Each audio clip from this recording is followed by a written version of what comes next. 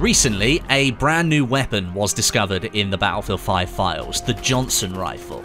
This is an American weapon that competed against the M1 Garand to be the standard issue rifle of the American forces during World War II, but ultimately it lost out. At the same time though, it did see some action during World War II. The weapon is likely to arrive in the game at some point in the future, but as of right now, it's still not quite working properly, and without a proper date for the next patch coming to Battlefield 5 or any sign of a roadmap for this game whatsoever, we really have no idea when we're likely to see it up and running for players.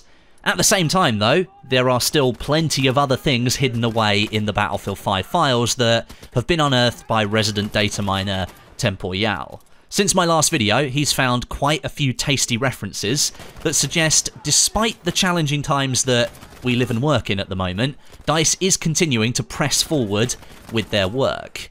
Now just remember, of course, really anything that I talk about from this point onwards, and actually the Johnson rifle that I just spoke to you about, anything I'm showing you here is not official, it's certainly not final either, and it could just be content that DICE was working on, but they scrapped for some reason, or it may not be coming to the game at all.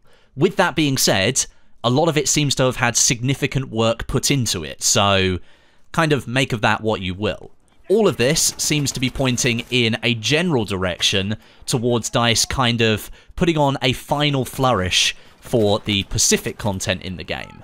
Remember, there were mentions of a Pacific Ocean map made a few weeks back, and I made a video on that too. First up, we have some Pacific-themed weapon skins.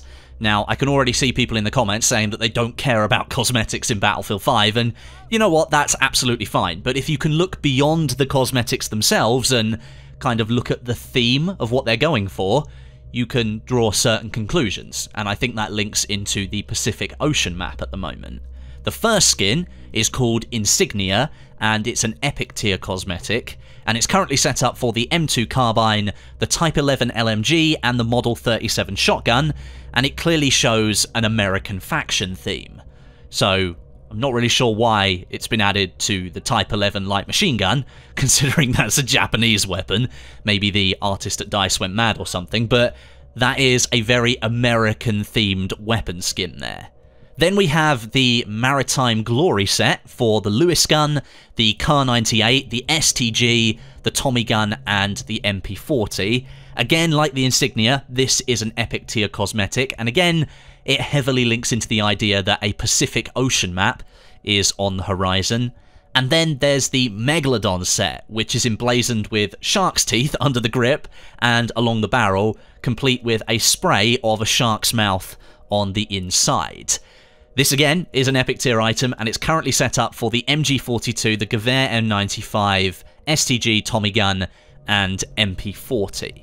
Now at the moment, the evidence that we have that suggests there will be a Pacific Ocean map is kind of flimsy. There were only very minor mentions of the map in the code, but with all of this cosmetic stuff here pointing towards some kind of ocean theme, and a couple of American and Japanese soldier outfits still unreleased in the game, like this one here called Mariner, then I think it's becoming more and more likely that we will see, at some point in the future, a 5th Pacific map for Battlefield 5.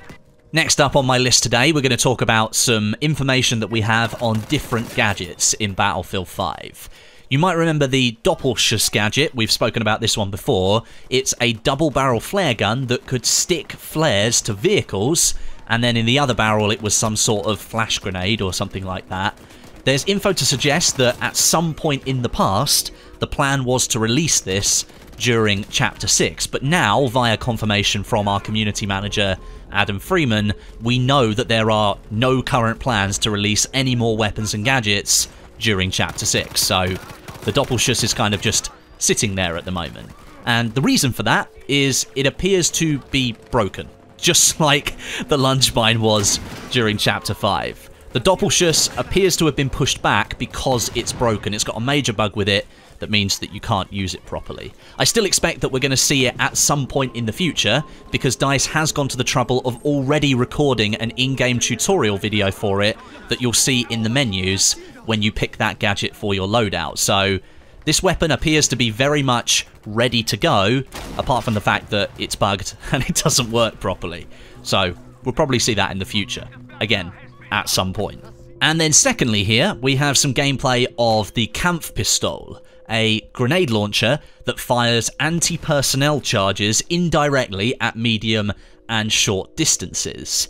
Now, this could be an infantry-focused version of the current grenade pistol in Battlefield 5, which is in the support class, and at the moment that one works best against light vehicles.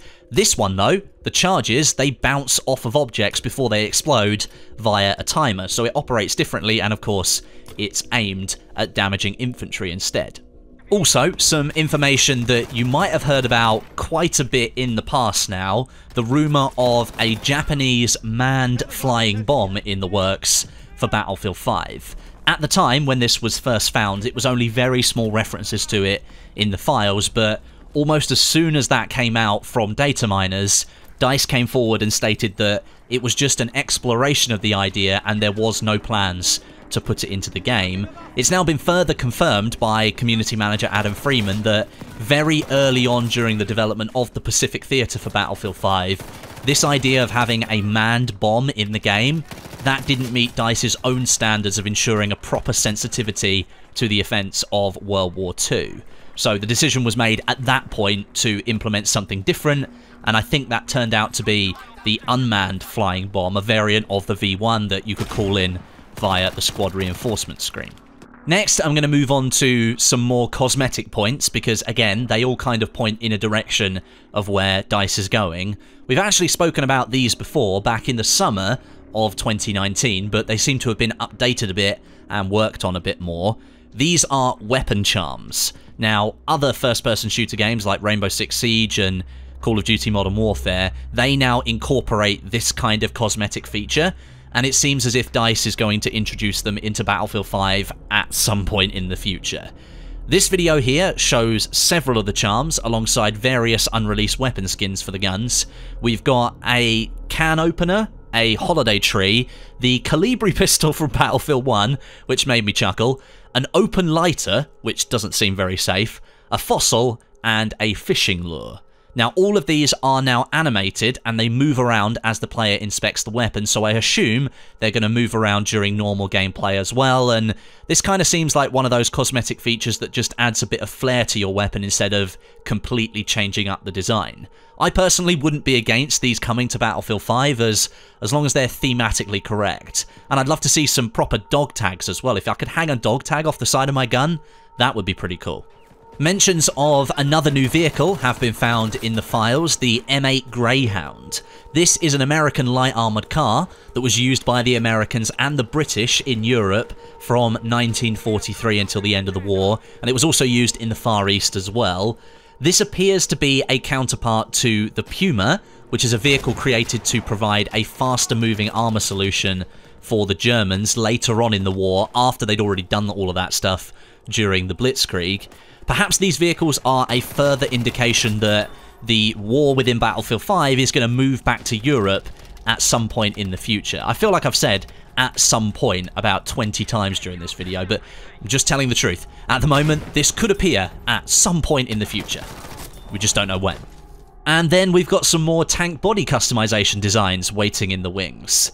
This first one is called Vanguard for the Panzer 38T and the Tiger 1 and the Flak Panzer as well, and it might look familiar to you if you played in any of the alpha tests for Battlefield 5 all the way back in mid-2018, so nearly 2 years ago now. Long time this stuff has been sitting into the files. This was the default look of the German tanks during the alpha tests.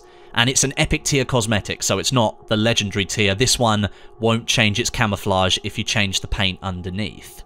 The next one, Lie in Wait, for the Stug 4, this is a legendary tier cosmetic, so if you change the paint job to a different colour, that's going to change the camouflage on top.